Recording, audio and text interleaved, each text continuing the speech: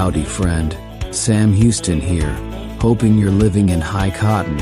And if you're lucky enough to be in Texas, I know you're most of the way there. Now enjoy your daily dose of Texas history and Texas pride. Well, howdy, friend. Welcome back to the Feed Bandit podcast and your Texas history roundup for August 28th. So in 1845, the Convention of 1845 adjourned after approving a joint resolution from the U.S. Congress for the annexation of Texas and drafting a state constitution.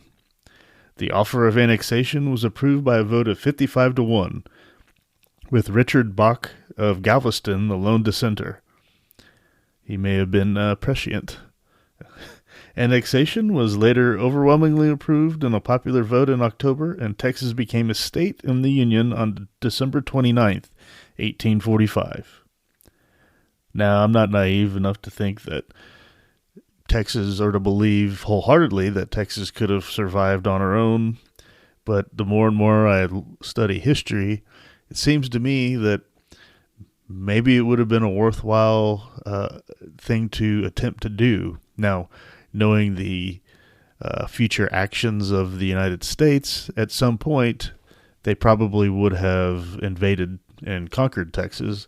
Of course, that just waited until the 1860s and was fully realized in 1865. So, yes, Texas, since 1865, has been an occupied territory. So, as you know here at Feed Bandit, we are proponents of Texas taking back its sovereignty and, at the very least, nullifying unconstitutional and horrible laws that are foisted on Texas to drag her down. But if that doesn't work, then perhaps it's time for independence again. In 1948, Lyndon B. Johnson won a controversial race to become the Democratic nominee for the U.S. Senate. There were charges of ballot box stuffing and other questionable irregularities in the primary against former Governor Kokar Stevenson, and Johnson won by only 27 votes. The winning margin came from ballot box number 13 in Jim Wells County. This was not unlike Johnson's 1941 campaign against W. Lee Pappy O'Daniel, in which charges of fraud arose, but in 1948, the charges were directed at Johnson. See, he learned. He learned how to do it. 1972, Caroline A. Crowell died in Austin. She was born in Pennsylvania and got her medical degree from the University of Pennsylvania. When she came to Austin in 1926 to serve as a staff physician at the UT Austin Student Health Center, she was Austin's first female physician. She served for 39 years at the Student Health Center until her retirement in 1965. In 1972, Jerome A. Jerry Heidenreich won his first medal at the Munich Olympics, gold in the 400-meter freestyle relay. In the days following, he won gold in the 400-meter medley relay, silver in the 100-meter freestyle, and bronze in the 100-meter butterfly.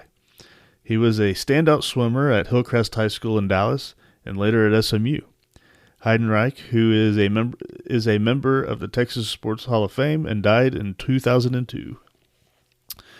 And finally, in 2004, Cheryl D. Swoops won her third Olympic gold medal as a member of the U.S. women's basketball team at the Summer Olympics in Athens, Greece. And I should remind everybody that I believe, 96, Cheryl Swoops captained the Texas Tech Red Raiders to a women's NCAA national championship basketball championship. That was cool. I remember watching that game on the floor in my bedroom. Beat Ohio State. All right, well, that was your Texas History Roundup for August 28th. I hope you enjoyed that, and come back tomorrow for the next one. All right, y'all take care. Well, there you have it. If you like our podcast, check us out at feedbandit.com. There you'll find awesome Texas First outdoors gear and apparel. Your purchase helps support the Bandits and keeps this podcast on the air, fighting for you and for Texas. Remember, preserve the tradition, protect the legacy. Until next time.